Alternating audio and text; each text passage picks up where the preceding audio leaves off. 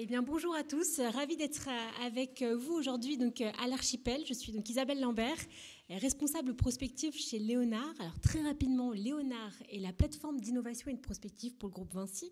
On a deux points d'activité, la communication, la veille et la prospective. Donc, vous êtes très certainement abonné à notre newsletter et vous participez peut-être à nos cycles de conférences ou notre festival.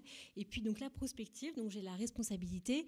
Donc là, on va approfondir en détail avec les collaborateurs Vinci des sujets à fort enjeu pour le groupe, dont la question environnementale qui nous relie aujourd'hui. Autre point aussi, donc c'est les programmes d'innovation, donc avec des programmes d'accompagnement de start-up, d'intrapreneurs, d'intelligence artificielle et une offre aussi pour accompagner les collaborateurs dans leurs projets d'innovation, de l'idéation au prototypage. C'est aussi un lieu physique donc qui est tout aussi ouvert que Archipel pour les collaborateurs Vinci. Donc quand vous êtes en passage chez nous, n'hésitez pas à venir vous installer pour coworker. C'est avec plaisir que nous vous accueillerons. Alors, Léonard, quand il organise des événements, c'est aussi pour nous réunir sur des sujets à fort enjeu pour le groupe. C'est ce que je disais donc en introduction. Celui qui nous relie aujourd'hui, c'est l'économie circulaire. Pourquoi ce sujet ? Eh bien parce qu'en fait, on a un contexte qui est très mouvant et qui nous pousse aujourd'hui à agir. La loi anti-gaspillage, la RE 2020, la responsabilité élargie du producteur, et encore j'en passe. Donc aujourd'hui, le secteur notamment de la construction est amené à bouger sur les sujets, notamment aussi parce qu'il est responsable d'un quart des émissions de gaz à effet de serre et aussi c'est un des premiers producteurs de déchets en Europe. Donc il y a à agir et besoin d'accélérer notre transition aussi pour avoir une économie beaucoup plus sobre en ressources naturelles et en émissions de gaz à effet de serre. Le sujet est d'autant plus crucial avec le contexte que nous avons aujourd'hui avec des tensions politiques fortes et aussi la crise pandémique que nous connaissons qui amène en fait à une densification de notre chaîne logistique par exemple et donc à vraiment à être beaucoup plus effectif sur les questions d'économie circulaire. Alors, une des questions qui nous a amené à engager une réflexion sur le sujet est de comment lever les freins au développement de l'économie circulaire au sein du groupe et donc en répercussion à réussir à transformer la ville et les territoires sur le sujet. C'est en tout cas un premier sujet de discussion que nous vous proposons aujourd'hui. Et donc pour ça, nous avons le plaisir d'avoir un panel très large. Donc nous aurons, donc, après une rapide introduction de l'Emerging Trends, une présentation d'Alon Rosen du contenu technique de l'Emerging Trends, donc qui nous donnera des éléments de compréhension sur l'économie circulaire. Ensuite, Isabelle Spiegel nous présentera donc les enjeux pour Vinci du sujet et les engagements déjà pris. Et puis ensuite, cela sera illustré par 3 cas concrets parce que le groupe agit déjà sur les sujets d'économie circulaire. Donc avec une présentation de Mathilde Pillet de la marque Granula Plus, de Jérôme de Tomassi de West Marketplace et Agnès Joliot qui nous présentera comment le projet Archipel a intégré les questions d'économie circulaire. Quelques mots très rapides sur l'Emerging Trends qui nous réunit aujourd'hui. Donc c'est avec plaisir que je l'introduis en avant-première. N'hésitez pas à le récupérer si ce n'est pas déjà fait en sortant de la salle tout à l'heure. Voilà, il l'est mis à disposition. Il s'est mis aussi à disposition sur notre site internet si vous ne pouvez pas le récupérer. L'Emerging Trends, en fait, c'est un document qui se veut assez pragmatique, pédagogique, illustré de cas concrets. Son objectif, c'est vraiment de comprendre les enjeux du sujet, de poser les bases, les fondamentaux, voilà, pour faciliter notre compréhension. Et ça va être un peu notre point de départ dans une démarche prospective. On a aujourd'hui une petite dizaine d'Emerging Trends qui viennent illustrer, qui sont un peu notre avant-propos de toutes les démarches prospectives qu'on peut engager sur le sujet. Aujourd'hui, Léonard, dans un de ses axes structurants qui est dédié à la question environnementale, nous allons nous poser sur la question de l'économie circulaire. Et c'est ici notre point de départ de nos réflexions. Une réflexion qui va être menée en partenariat, bien entendu, avec la direction environnement, avec les équipes d'Isabelle Spiegel, et qui vont se traduire notamment par un groupe de travail qui va se réunir dans les prochains mois pour creuser un peu plus le sujet et voir de l'économie circulaire et de savoir comment on peut le passer à l'échelle donc au sein du groupe. Sans plus attendre, je vais passer la parole à Alon pour rentrer un peu plus dans le détail du contenu de cette Emerging Trends.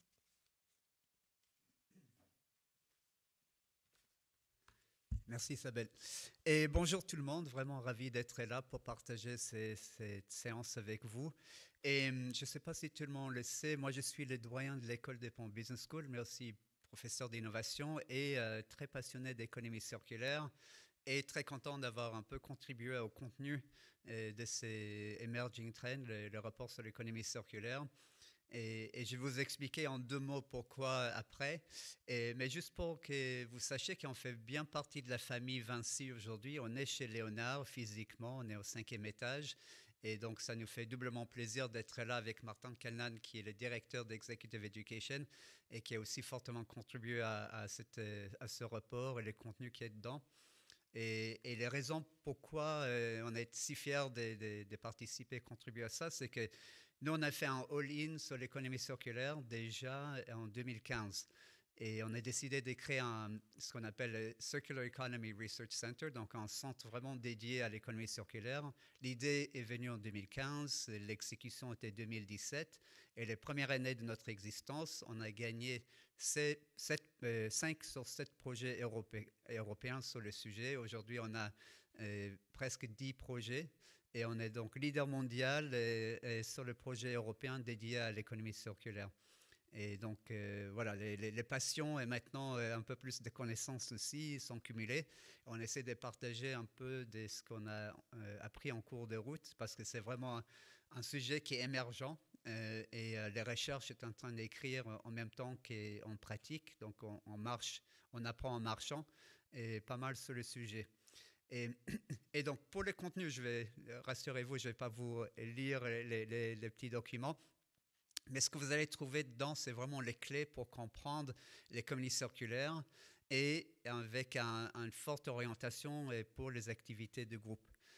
Donc, qu'est-ce qui est important à retenir? Je dirais qu'il y a 3 choses qui sont vraiment clés. La première chose, c'est que on pense l'économie circulaire comme un développement durable 2.0 ou 4.0, mettez les chiffres que vous voulez, mais genre un peu plus vert de ce qu'on avait avant.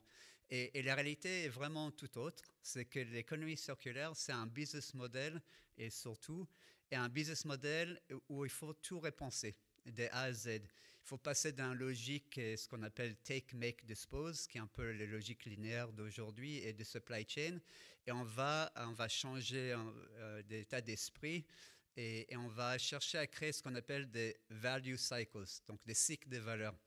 Et pourquoi cycle? Parce qu'on veut garder les actifs et les ressources en jeu le plus longtemps possible, extraire le moins possible de la planète et, dans le meilleur des cas, être même régénératrice pour la planète.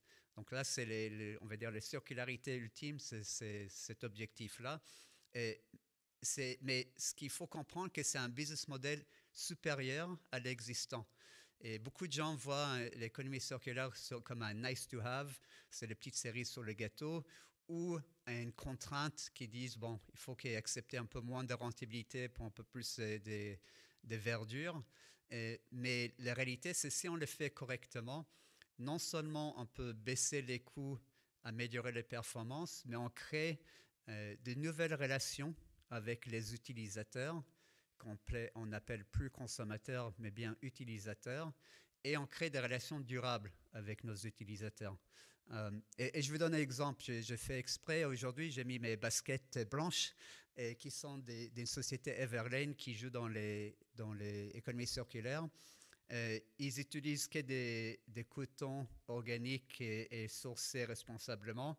Ils utilisent des caoutchoucs recyclés pour les parties semelles. Et à la fin de vie utile de mes baskets, je vais les renvoyer à Everlane. Ils vont m'envoyer une nouvelle paire de chaussures, payer moins cher qu'une paire nouvelle et avec les garanties que mes chaussures vont être complètement recyclées. Et du coup, aujourd'hui, je l'ai acheté il y a peu de temps, mais je sais que j'ai déjà une relation de long terme avec cette société que je connais depuis peu. Mais maintenant, on est un peu mariés, quelque sorte, pour les années à venir. Et j'ai envie de maintenir cette relation. Et c'est ça aussi qui change avec l'économie circulaire, c'est qu'on crée des relations. Ce n'est pas transactionnel, c'est relationnel. Et ça change tout. Et donc ça, c'est un premier point important. C'est l'économie circulaire, on est surtout dans le business modeling. Et surtout que c'est un business model supérieur. Et c'est pas, on accepte moins de performances pour un peu plus de développement durable. Et donc, les deux peuvent aller ensemble. Et profit et purpose, comme on dit, vont de pair dans l'économie circulaire. La deuxième chose qui est vraiment importante, et vous verrez ça dans les contenus, c'est qu'il faut une approche systémique. On ne peut pas être circulaire tout seul. Et donc, c'est ça aussi, c'est les nouvelles compétences quand je parle des business modeling, je dis au sens large, aussi ça va au-delà des frontières du groupe ou de l'entreprise. Il faut une porosité accrue, il faut travailler avec les autres. C'est vraiment une approche écosystémique et donc tous les acteurs dans les value cycles doivent faire partie de ça. Et ça fait un appel à des nouvelles compétences corporate qui sont tout ce qui est collaboration, tout ce qui est partnering, tout ce qui est, je dirais, des coopétitions, même avec des concurrents. Il faut qu'on trouve une façon de travailler ensemble et même mettre des normes et des standards ensemble pour que ça puisse marcher. Un bon exemple, c'est ce qu'on appelle BAMB, B-A-M-B, Building as a Materials Bank, qui est dans la construction, qui cherche à changer l'approche à la construction et imaginer un bâtiment comme un jeu de Lego. Mais tant que les jeux de Lego ne sont pas standardisés, on ne peut pas trop faire les économies circulaires tout seul. Et donc ça, c'est déjà 2 points importants à retenir. Un troisième point, c'est plus pour nous, entre nous, en tant qu'Européens, c'est que sur le plan géostratégique, géopolitique, aujourd'hui, l'Europe a décidé que c'est ça qui va nous donner un avantage compétitif et pour les années à venir, c'est l'économie circulaire et le New Green Deal et d'autres. Il y a des centaines de milliards d'euros qui sont déjà fléchés vers la transition vers l'économie circulaire. Le premier, étant la défense, où déjà en 2017, 80 milliards d'euros étaient fléchés pour transformer les défenses en circulaire. Et c'est vraiment quelque chose qui est une opportunité pour l'Europe. On a un peu dépassé sur les courses vers l'espace, sur les parties tech et les gens de la tech qui sont plutôt Amérique du Nord et la Chine. Et l'Europe a décidé que c'est ça la stratégie qu'on va utiliser pour bien définir ce que c'est être européen et pour avoir un avantage compétitif pour le futur. Et donc ça, c'est intéressant. Ce qu'il faut savoir, c'est aux États-Unis, je parle même avec les responsables supply chain aux États-Unis, les VP des sociétés telles que SAP, et ils ne savent même pas ce que c'est l'économie circulaire. Donc les États-Unis est clairement en retard sur le sujet. Et la Chine, par contre, était très en retard. Et en 2020, ils ont fait un plan quinquennal pour l'économie circulaire. Et donc, ils vont prendre l'avance très rapidement d'ici 2025. On estime que la Chine va faire un grand virage vers tout ce qui est énergie renouvelable et économie circulaire. Et donc, je dirais qu'aujourd'hui, nos plus grands concurrents européens sur le sujet, ça va être la Chine. Et une fois de plus, il faut mieux agir tôt que nous voir dépasser par les Asiatiques. Et donc, c'est le dernier point, c'est-à-dire aujourd'hui, c'est stratégique, non seulement pour une société telle que Vinci, mais aussi au niveau européen. C'est un peu notre, je dirais, espoir de se différencier dans une très bonne direction et de faire du développement durable, l'économie circulaire, quelque chose qui nous marque et laisse une empreinte. C'est ça, être européen. Donc voilà pour la petite introduction et je laisse la suite. Merci beaucoup. Isabelle, je vais te laisser la parole. Si vous avez des questions, elles seront traitées en fin de session, donc n'hésitez pas à les garder en tête ou les noter et on les prendra à la fin de toutes les interventions. Merci. Merci beaucoup. Merci pour cette publication, effectivement, Emerging Trends. Je pense que vous savez que j'ai fait du conseil en développement durable et en fait, en tant que consultant, on cherche toujours les nouveaux business models à dire voilà, le développement durable va vous apporter des modèles de business nouveaux. Les thèmes qui revenaient toujours, c'était ceux autour de l'économie circulaire. Alors peut-être que maintenant, il y aurait la décarbonation qui arrive aussi fortement, mais je pense avec notamment un fait marquant, c'était le passage des moquettes en carré, vous savez. Donc c'est un peu dans la dynamique as a service, mais en fait, la genèse de non plus vendre des mètres carrés de moquettes, mais vendre un service de mètres carrés propres de moquettes, qu'on va du coup organiser en le découpant, etc., fait partie clairement de la genèse de l'économie circulaire, comment on l'a traité. Donc ça a été un des faits marquants, je dirais, dans ma carrière, c'est qu'on cherchait des exemples comme ça, et les exemples sur les changements de business model, on les a trouvés principalement dans l'économie circulaire. J'ai envie, en introduction, de vous dire le deuxième un peu fait marquant sur l'économie circulaire, c'est depuis que je suis chez Vinci, Quand on va en journée de l'environnement Vinci faire des quarts d'heure environnement, en fait, le premier réflexe, la première des choses dont nous parlent les collaborateurs, donc les compagnons, les conducteurs de travaux, etc., c'est les déchets. Et c'est pas du tout facile à gérer. Et je dirais, j'ai presque le même parallèle quand on est auprès des personnes de bureau, avec très souvent où sont les poubelles, comment je trie, etc. Et quand on a lancé le prix de l'environnement, on ne s'attendait pas à avoir autant finalement d'initiatives qui ressortent sur ce thème, non pas seulement du coup des déchets, mais plus généralement de le meilleur moyen, on va dire, d'adresser les questions de ressources et de mettre en place le réemploi. Donc on n'est pas du tout en retard, il y a une vraie prise de conscience, mais par contre, vu la hauteur de l'enjeu qu'on a, il y a encore un petit coup d'accélérateur à mettre. C'est un mot que j'aime bien, vous l'aurez remarqué. Je voudrais commencer par ça, rappeler que l'enjeu de l'économie circulaire, c'est les ressources. C'est clairement ça l'enjeu, et c'est aussi pour ça qu'on a formulé l'objectif, l'axe prioritaire de l'ambition environnementale du groupe, optimiser les ressources grâce à l'économie circulaire. Et en fait, il y a des faits marquants qu'on va avoir dans la presse régulièrement sur de l'appauvrissement des ressources, des difficultés d'approvisionnement, de l'augmentation des coûts de certaines ressources. Et c'est bien ça l'enjeu majeur pour notre business qu'il faut qu'on arrive à régler. Alors, l'ONU a sorti fin 2019 un rapport sur le sable en disant qu'il y a un appauvrissement mondial des ressources en sable qui est en train de se passer, et d'ici à 2050, on a des vrais risques sur la pérennité de la ressource. L'ADEME l'a repris sous forme d'une infographie. Vous pourrez avoir les slides et il y a un lien qui mène là-dessus et qui nous dit le sable, effectivement, c'est une ressource qui pourrait nous filer entre les doigts, et le BTP est directement le plus gros consommateur. Alors, ce n'est pas que la France, etc., mais à l'échelle mondiale, on est directement pointé comme responsable, en gros, d'une partie de l'approvisionnement de cette matière. Les autres, toutes les discussions qu'on a sur notamment l'électrification posent des questions de batterie et donc d'accès à certains matériaux, terres rares, etc. Et donc vous avez encore Le Point qui titre il y a un petit peu plus d'un mois sur des difficultés et l'approvisionnement en matériaux. Donc on va le retrouver sur du cuivre, sur du lithium, sur du cadmium, etc. Enfin un certain nombre de composants essentiels de la nouvelle donne de l'électrification pour décarboner. Et c'est majeur, ce qui fait que d'un point de vue géopolitique aussi, en fait, l'accès à des territoires qui ont ce type de ressources qui vont être de plus en plus demandées devient clé.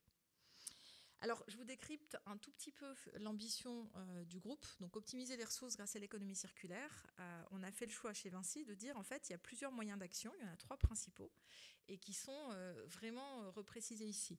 Vous les connaissez, mais je pense que c'est pas mal de les remettre par rapport à ce logo. Le premier, c'est du coup d'adresser les déchets. Nos compagnons, ils me disent, premier sujet, c'est comment je fais avec les déchets, sachant que quand je suis en groupement, c'est pas forcément les entités de Vinci qui portent le lot d'évacuation des déchets, sachant que j'ai sur les chantiers des sous-traitants, sachant que j'ai pas toujours la place de mettre des bennes de tri. Enfin voilà, donc il y a un certain nombre de sujets et on va avoir l'occasion d'en reparler un peu après. Le deuxième, c'est finalement là où on fournit des matériaux. En fait, là, on a une ambition, on va dire, c'est d'aller de plus en plus vers du matériau qui est issu de l'économie circulaire. Donc ça commence par les granulats en fait d'Eurovia, notamment quand on vend des granulats vierges. Du coup, on a un objectif qui est de doubler la part et donc l'offre de granulats recyclés. C'est-à-dire qu'on est allé jusqu'à avoir une carrière perpétuelle, c'est-à-dire on transforme un site d'extraction de matériaux vierges en site de recyclage. Et finalement, le granulat d'origine recyclée, c'est notre responsabilité de le mettre en œuvre. Donc ça fait partie des objectifs forts qu'on va prendre aussi parce qu'on est directement extracteur, on va dire, d'une partie de ces ressources qui se raréfient. Et donc, il faut trouver la matière future, on va dire, ou en tout cas actuelle et future.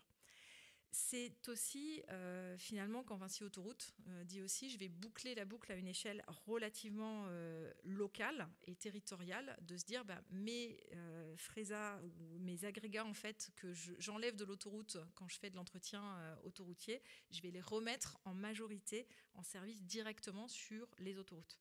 Ce qui n'est pas forcément encore la pratique aujourd'hui pour des questions de qualité. C'est plus facile de le mettre dans des voiries piétonnes, etc. Donc, en fait, c'est de se dire, je vais aussi boucler et avoir un usage que je localise et je remets dans les filières directement. Et le dernier point, c'est favoriser tout ce qui est emploi en fait, de matériaux, de techniques sobres en matériaux. Donc là, c'est vraiment quand j'utilise, c'est de favoriser l'offre de matériaux recyclés, etc. Donc directement sur aussi mes usages. Ce qu'on a parlé tout à l'heure, mais je pense qu'il est dans l'emerging trend, c'est qu'en fait, il y a une règle des 5 R en économie circulaire. Et je pense que là, c'est ce qu'il faut que nous, on applique dans la mise en œuvre, en fait, dans nos métiers. C'est d'abord le meilleur impact environnemental, c'est la ressource qu'on ne consomme pas. Donc, c'est le fait de réduire la consommation, c'est le fait d'éviter. Et donc, on a un certain nombre de cas concrets déjà dans lesquels on va... donc, en R&D, on a Recyclable Formwork, par exemple, qui va être une poutre béton dans lequel on le coule en mettant des inserts d'argile, ce qui fait que ça nous fait des vides dans la poutre. Donc, bien sûr, il faut s'assurer que techniquement, on arrive aux mêmes contraintes, capacités techniques, etc. Mais en fait, on va être vraiment dans la logique de l'évitement. Et puis après, il y a toute la série où, effectivement, plus on va favoriser du réemploi, plus on va éviter des étapes de transformation et je dirais on va aller sur du recyclage aussi, comme je vous le décris sur les enrobés recyclés par exemple. Moi, je vais tout afficher, sinon je ne vais pas m'en sortir. Voilà, on a voulu faire une animation.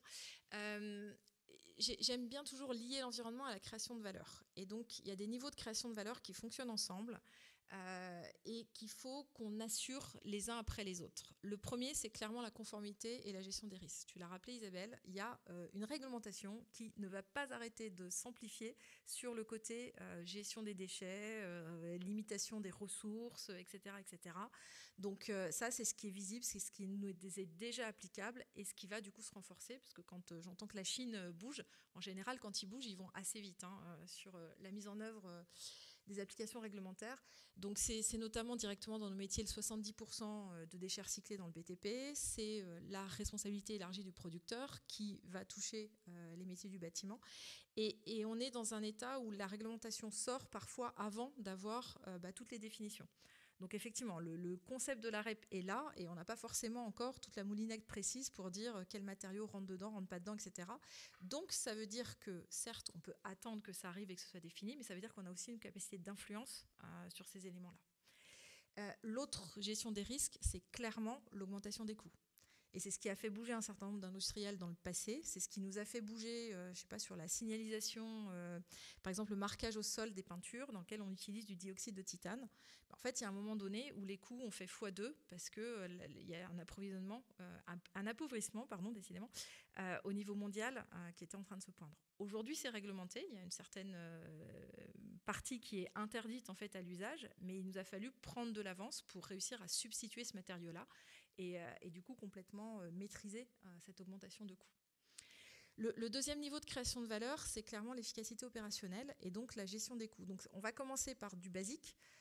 Des déchets bien triés, c'est moins de coûts, effectivement, parce que si on met du dangereux ou du déchet banal dans une benne à inerte, en fait, on a un risque de refus de traitement dans les bonnes filières, typiquement inertes, et donc des coûts qui font x2, x3, x10 en fonction de la qualité de la dégradation.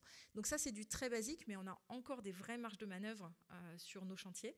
Et du coup, parce qu'elles ne dépendent pas que de nous et des formations qu'on va faire, mais de nos partenaires en groupement, des sous-traitants, etc., qui bossent à nos côtés. Et du coup, il est primordial qu'on ait une longueur d'avance, y compris donc pour bien expliquer, faire de la pédagogie, mais réfléchir aussi à d'autres gains opérationnels, et forcément que je vais lier au fait de prendre de l'avance sur les ressources.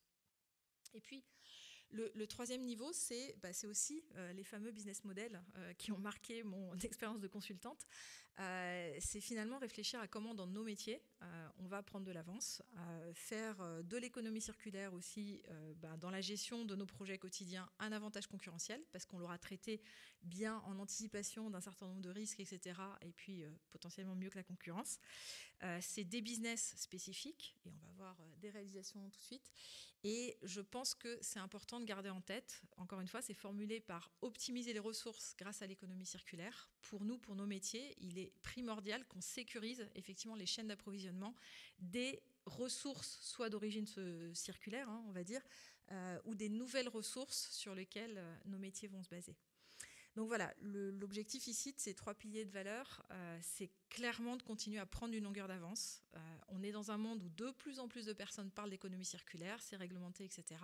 Et il ne tient qu'à nous de transformer l'essai, on va dire, et de réussir à maîtriser ce changement plutôt que le subir. Quelques exemples, je vous ai dit, dans le prix de l'environnement, on a eu un certain nombre de sujets sur l'économie circulaire. C'est pour vous montrer un petit peu la diversité de ce qu'on fait. Ça, c'est les 4 lauréats du prix de l'environnement dans la catégorie économie circulaire. Et vous voyez qu'on est à différents niveaux d'action et que, je dirais, là, toutes les actions sont les bonnes. Hein. Donc, c'est mettre en œuvre de l'enrobé recyclé. C'est Eurovia, Vinci Autoroute qui travaillent ensemble sur ce sujet-là. C'est la carrière perpétuelle. Donc, comment je fais un business autour du granulat d'origine, du coup, secondaire recyclé. C'est des gestes du quotidien. Quand on utilise des bombes de peinture, plutôt que d'en acheter et de mettre à la poubelle tous les aérosols vides, d'aller du coup avoir un contenant recyclé, voilà, donc l'éco-traceur. Et puis, c'est aussi d'être en avance de phase par rapport au grand public, là où on est visible, donc dans les concessions. C'est finalement de répondre aussi à un besoin peut-être de transformation de la société, qui est de se dire, voilà, est-ce qu'on peut prendre de l'avance, être sur du zéro déchet dans certaines catégories, et par exemple, donc pour Vinci Autoroute, le zéro déchet plastique. Voilà, donc c'est entre nos mains, c'est le message que je voulais vous faire passer. Donc il suffit d'œuvrer pour un monde durable. Merci beaucoup. Merci beaucoup Isabelle pour ces éclairages sur les enjeux de l'économie circulaire, notamment aussi pour le groupe Vinci, et de ces premiers cas qui viennent illustrer comment le groupe agit en ce sens. Pour aller un peu plus dans le détail des solutions qui existent, je vais tout de suite donner la parole à Mathilde qui va nous présenter la marque Granula Plus. Merci beaucoup.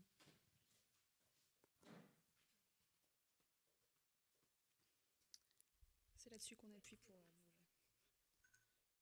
Ah non, j'ai éteint. Ok, ah oui, celui-là, pardon. Donc, bonjour à tous. Donc, Mathilde Pillet, je travaille à la direction matériaux et industrie chez Eurovia, et spécifiquement sur les sujets économie circulaire, d'où ma présence pour vous présenter Granula Plus, qui est la marque d'économie circulaire chez Eurovia, sur le secteur matériaux. Donc, le secteur matériaux, c'est 243 sites, donc carrières et plateformes de recyclage en France.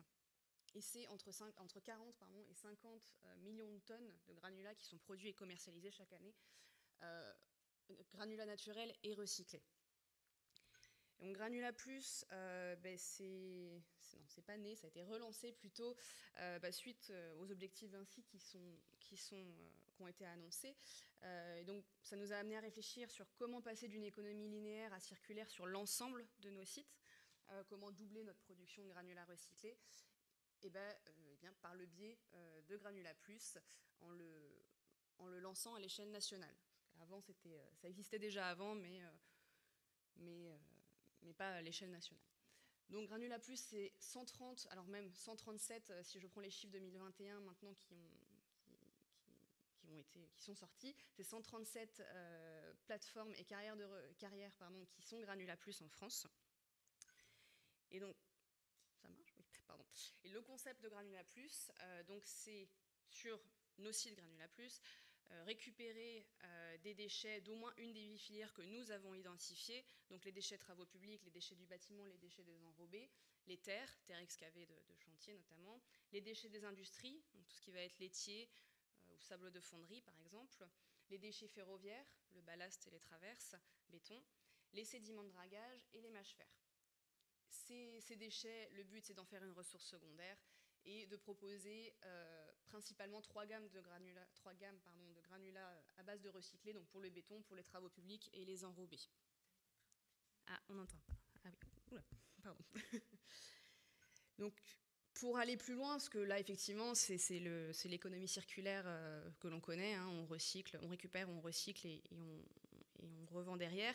Mais Granula Plus, ça va plus loin. On a mis en place une charte avec des engagements. Chaque site s'engage notamment, le premier point, à accueillir, on l'a déjà dit, des déchets, à recycler 100% des déchets recyclables, donc le béton et les enrobés. On sait aujourd'hui que ça se recycle, donc c'est plus envisageable de les mettre dans une carrière en remblai ou dans une ISDI. On s'engage à recycler 100% de ces déchets-là, à garantir une qualité des matériaux que l'on recycle. Et ça, c'est un point important. Granula Plus, notre slogan, c'est la qualité engagée. Donc la qualité est un point important, parce que pendant longtemps, les matériaux recyclés, c'était parfois considérés comme de moins bonne qualité par rapport aux granulats naturels. Donc notre objectif, c'est d'inverser la tendance et de proposer aux clients des granulats recyclés qui soient d'aussi bonne qualité, voire de meilleure qualité que les granulats naturels. Autre point, le point 4, donc c'est de vendre évidemment des granulats recyclés. Pour qu'un site soit Granulat Plus, il y a 2 critères, c'est accueillir des déchets et vendre des recyclés. La partie recyclage, on ne la fait pas forcément sur le site, parce que des fois, voilà, il y a des contraintes de place, de quantité qu'on réceptionne, qui fait qu'on ne peut pas recycler sur place. On va massifier un endroit et recycler. Mais l'important, c'est au moins de proposer aux clients d'accueillir ces déchets et qu'ils puissent repartir avec des granulats recyclés. Granulat Plus, c'est également proposer des services, notamment la logistique. Le point logistique est assez important puisque parmi les engagements logistiques, sur nos sites, on propose du double fret. On évite au maximum de faire rouler des camions à vide. Et dès que c'est possible, dès que nos sites sont embranchés, on propose le transport maritime, le fluvial ou le ferroviaire. C'est optimiser les quantités également. On ne fait pas rouler un 28 tonnes si c'est pour transporter 10 tonnes. On adapte la logistique par rapport à ce que le client demande. C'est proposer des big bags aussi, par exemple pour les chantiers, les plus petits chantiers, les chantiers urbains. Et c'est avoir un maillage assez dense pour favoriser les circuits courts. On a de nombreux projets en cours, de plateformes, de carrières, que nos carrières existantes déjà puissent accueillir les déchets recyclés, favoriser ce maillage pour aller éviter le transport au maximum. Autre que les services pour les clients, il y a des améliorations de nos performances internes. Donc c'est appliquer les méthodes Granulat Plus qu'on a identifiées, nous, au sein de notre groupe, plutôt pour nos collaborateurs, nos exploitants sur le terrain. C'est communiquer sur notre marque, sur ce que l'on fait avec une charte graphique qu'on a établie, comme toute marque, on communique avec une charte graphique. C'est chercher à innover, et je rajouterais à innover la recherche. On a la chance d'avoir un centre de recherche à Mérignac, Eurovia, sur tous les sujets, justement, économie circulaire. Donc c'est toujours aller plus loin dans le recyclage, comment augmenter toujours plus la qualité, comment recycler tous les déchets qu'on peut réceptionner, mais aussi tous les coproduits qu'on peut avoir. C'est former notre personnel. Là, c'est un point important aussi parce que c'est les personnels de bascule, c'est nos conducteurs d'engins qui réceptionnent les déchets, qui vont être en mesure de nous dire ce déchet-là, on va peut-être pas pouvoir le recycler, ce déchet-là, il y a trop d'indésirables. Voilà, il y a une formation importante, aussi bien dans l'encadrement que les ouvriers sur le terrain. Et dernier point, c'est compter et tracer. Donc là, c'est plutôt une petite partie reporting, savoir combien on recycle, comment s'améliorer, comment se fixer des objectifs et se challenger un petit peu pour aller plus loin. Et tous ces engagements et pour faire en sorte que ce soit bien communiqué à l'échelle nationale. On a tout un groupe de référents, donc à peu près un référent par région administrative, plus les services supports qui sont là et qui nous aident beaucoup sur les directions techniques, sur la qualité justement de nos granulats, la direction matérielle. C'est vrai que recycler, il faut avoir le process pour, donc la partie matérielle est importante. Donc voilà, c'est grâce à eux qu'on arrive à avancer. Et pour finir, je finirai avec quelques exemples. Donc on en a déjà parlé un petit peu, la carrière de Tourville, la rivière qui est à côté de Rouen, la carrière perpétuelle. Donc cette carrière un petit peu particulière parce que donc elle n'est plus en exploitation. On récupère l'ensemble c'est tout déchets en fait qui sont récupérés, enfin tout déchets. Inerte bien sûr, mais aussi bien béton enrobé que les terres, et cette usine-là est en capacité de recycler les terres excavées qui jusqu'à maintenant sont un peu plus dures à traiter et à recycler. Donc c'est un point important sur cette carrière-là, et c'est des projets aussi qu'on voit naître un petit peu partout en France. Donc on est très content de voir que ça peut aller, ça peut se développer partout. Autre exemple, les plateformes Mathilde dans le sud de la France, dans la région PACA. Ce sont des déchetteries pro en fait, des déchetteries professionnelles où l'on récupère les déchets du bâtiment. Alors qu'on voit sur les photos, il n'y a pas que des inertes, justement. Là, c'est vraiment un service que l'on propose.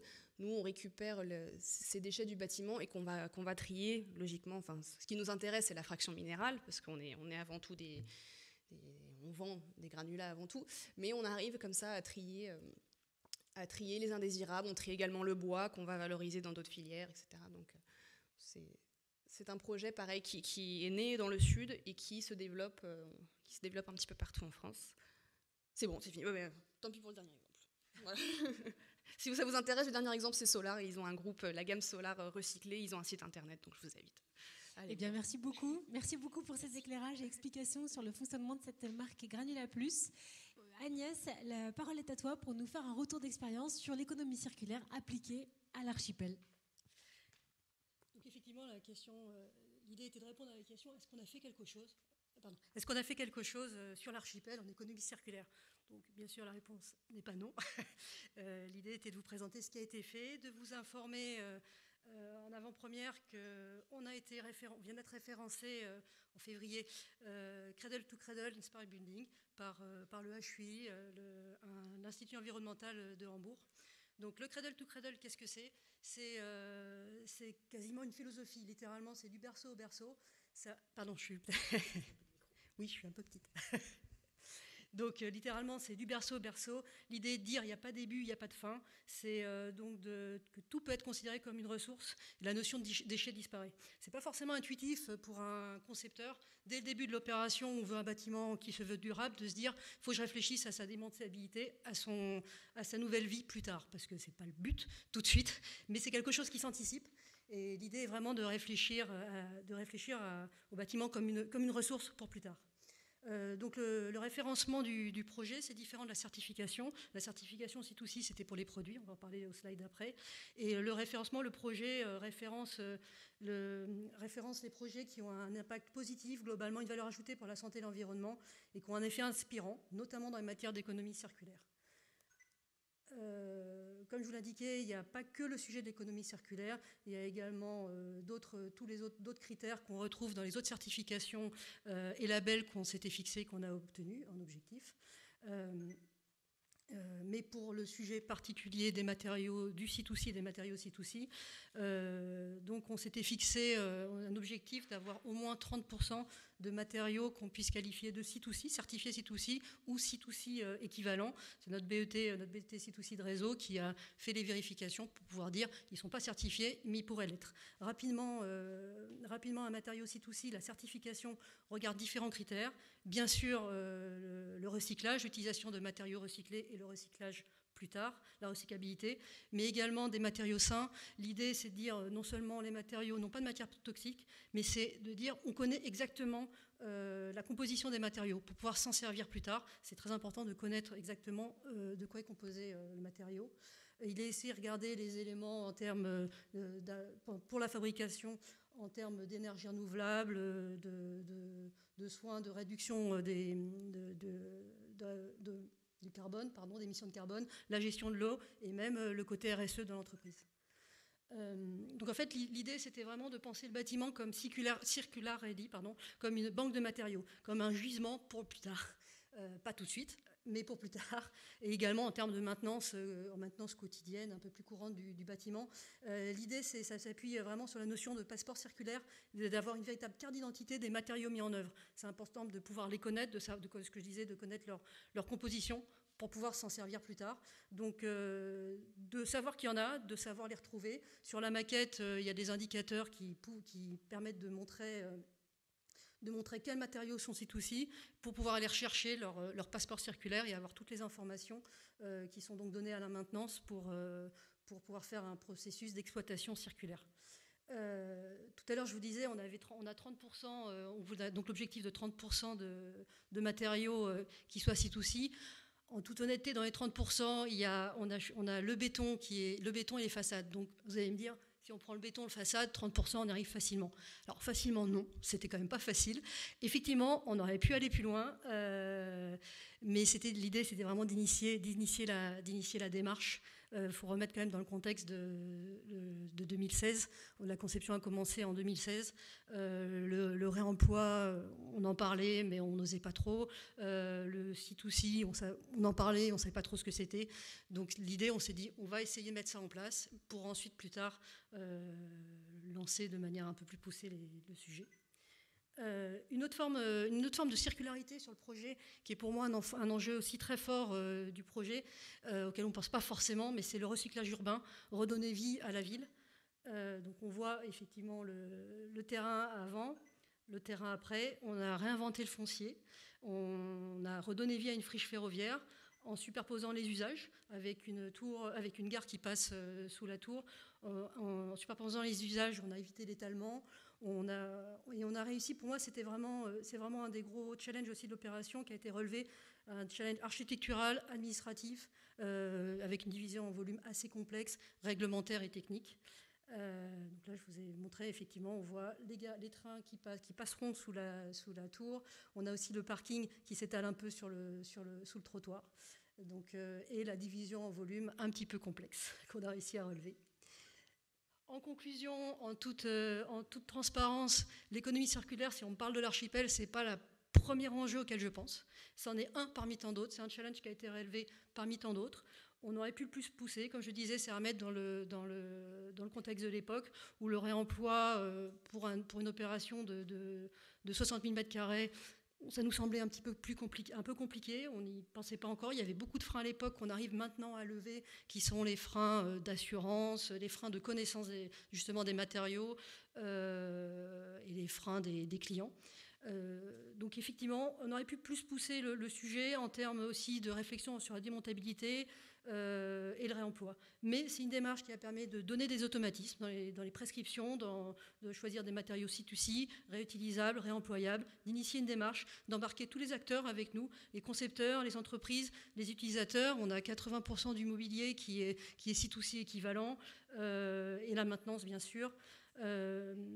D'insuffler un nouvel état d'esprit, de poursuivre donc les réflexions employées en allant plus loin, de permettre des partenariats entre des acteurs qui ne travaillaient pas ensemble, par exemple notre AMO Upcyclea et TwinOps, la plateforme digitale de Vinci Facilities, de gestion du bâtiment. Insuffler donc la volonté d'avoir recours au réemploi plus tard. Donc globalement, le HUI, s'il nous a référencé C2C, c'est pour mettre en avant l'économie circulaire, mais pas que. Il a pris en compte et il a voulu mettre en avant aussi notre démarche globale d'un projet aux ambitions environnementales fortes, avec le recyclage urbain, les innovations, le béton très bas carbone, le béton recyclé de manière ponctuelle, mais la démarche biosourcée pour le bâtiment Mona qui est en façade bois, le recours aux énergies renouvelables, la géothermie et les photovoltaïques, et le confort des usagers, les nombreux espaces extérieurs et terrasses. Voilà, je suis peut-être allée un peu vite. Parfait. Merci beaucoup en tout cas pour cet éclairage apporté. Est-ce que vous avez des questions pour nos intervenants dans les quelques minutes qui nous restent? On a peut-être le temps de prendre une question. Clément, un petit micro. Bonjour, merci pour les interventions. J'avais une question sur l'une des limites qui est apportée à l'économie circulaire, c'est qu'on n'atteint pas un taux de recyclage de 100% parce qu'on complexifie les matériaux, notamment dans la technologie. Je voulais savoir si c'est quelque chose que vous aviez étudié, et notamment sur comment dans le BTP on pourrait réussir à simplifier pour mieux recycler totalement. C'est une super question. Et il y a un mot qu'on n'a pas dit encore aujourd'hui, c'est le mot design. Et ça, c'est vraiment, on dit circular by design. Et la circularité, aujourd'hui, c'est un arrière-pensée. Mais aujourd'hui, on est dans l'anticipation. Et si on change la façon de designer, on peut atteindre ces 100%. Aujourd'hui, c'est la Ellen MacArthur Foundation qui estime que 80% des déchets peuvent être éliminés par un meilleur design a priori. Et on a il y a un principe dans l'économie circulaire qu'on appelle Design for X. Et X, ça peut être recyclage, qu'on est mal designé au début, mais on peut faire aussi, on a parlé de démontabilité il y a une minute, Design for Disassembly. Et donc, dès qu'on met en place tous ces éléments de design, et par exemple les récupérations des métaux rares qu'Isabelle a évoqué aussi, c'est qu'on sait qu'on doit tout réutiliser et pas tout recycler, et qu'on veut que les décharges soient vides à 100% et pas recyclées à 100%. Et on utilise d'autres composants, on change la façon de designer, et du coup on arrive par design à 100% de réutilisation. Et donc c'est ça qui est beau, mais c'est ça qui est compliqué, c'est de designer dès les phases de conception. Aujourd'hui, on est dans les circularités comme overlay, comme on dit en anglais. C'est-à-dire on essaie de mettre une couche de circularité sur quelque chose qui n'était pas designé pour. Et le bâtiment 2016, c'est le meilleur exemple. Aujourd'hui, déjà 2022, on a de meilleures connaissances, et si on avait refaire le bâtiment, on va le designer tout autrement. Et donc c'est vraiment cette notion, je pense que tout le monde va avoir ce mot design sur les lèvres quand on parle de circularité, et ce rêve de 100% qui est l'économie circulaire est atteignable. Merci beaucoup. Je crois qu'on a une dernière question avant de vous libérer. Oui, merci à tous pour vos présentations. On voit bien que la démarche ou le fait de s'acheminer vers le circulaire implique donc de revisiter un peu tous les étages de la réalisation, depuis la conception, la réalisation jusqu'à la déconstruction. Mais le circulaire, c'est aussi une question de construction de filières. Alors ça, c'est peut-être quelque chose qui nous échappe en partie, mais ce que je me demandais, c'est à l'échelle de vu de vos différentes expériences, qui vous semble le mieux, ou quel alliage d'acteurs vous semble être le mieux placé pour construire ces filières, parce que qui en plus doivent être des filières, mettons, de proximité. Alors quand, comme Waste Marketplace, on est présent dans toute la France, peut-être qu'on arrive à les organiser avec plus de facilité que si, je ne sais pas, on se dit sur un chantier localisé à un endroit en particulier, on veut se lancer du jour au lendemain, pourrait-on dire, dans une démarche cradle to cradle, par exemple. Comment est-ce qu'on monte ces filières ? Alors, en fait, le meilleur acteur de la filière, c'est un industriel, parce qu'on parle de matériaux. Et le meilleur exemple, c'est que les gens qui font du recyclage de laine de verre, ils s'appellent Isover, par exemple. Celui qui fait du recyclage de laine de roche, c'est Aerocool, fabricant de laine de roche. Celui qui fait du recyclage de verre, il s'appelle Saint-Gobain Glace, c'est Placo ou Signat pour le plâtre. C'est les fabricants, c'est les mieux placés pour. Et en fait, la seule limite de ça, eux, ils adoreraient faire ça.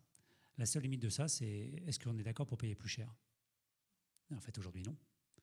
C'est juste qu'il y a plein de recyclages possibles. Le recyclage chimique des plastiques se développe. Aujourd'hui, c'est absolument pas rentable.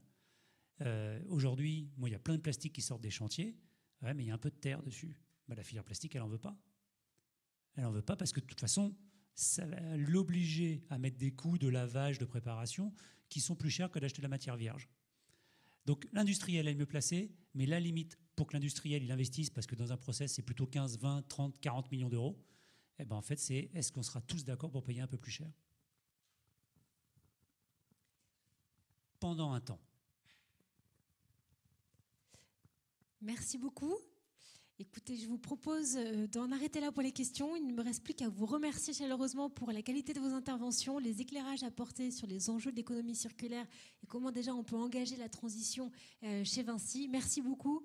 Merci pour votre participation. À très bientôt pour nos prochains événements, notamment sur un autre aspect des questions environnementales sur l'économie bleue, cycle événementiel que nous lançons chez Léonard actuellement. Merci, très bonne journée à vous et bon appétit.